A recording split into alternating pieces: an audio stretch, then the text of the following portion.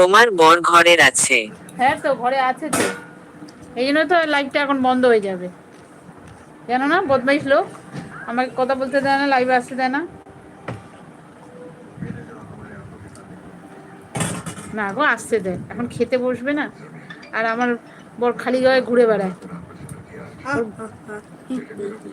এই জন্য ক্যামেরাটা অন করতে পারবো না।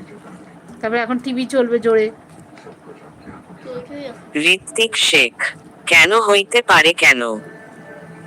কেন হইতে পারে কেন?